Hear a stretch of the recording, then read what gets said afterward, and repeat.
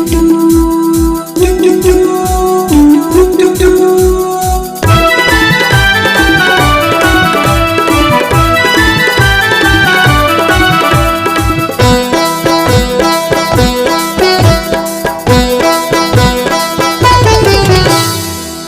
डम बाजे डमरू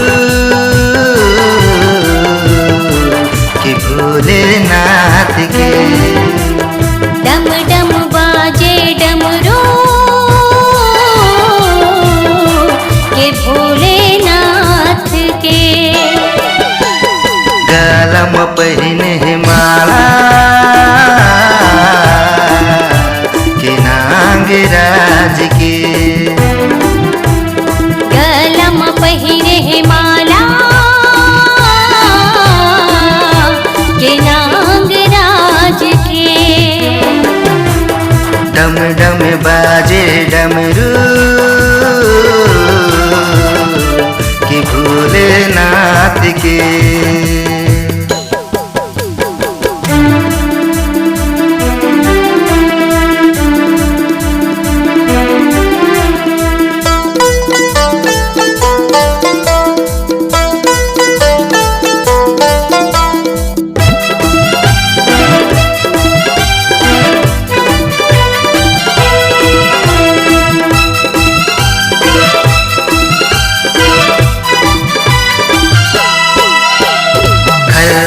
पाँव कंवरिया चले लिच लिच कांवर है डोले।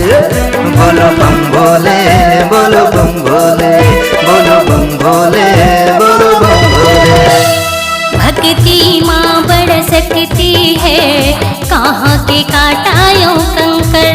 बोलो शिव शंकर बोलो शिव शंकर बोलो शिव शंकर बोलो शिव शंकर। डम डम बाजे डमरू कि भोलेनाथ के। डम डम बाजे डमरू के भोलेनाथ के। गलम पहिने माला कि नागराज के। गलम पहिरे माला के नागराज के।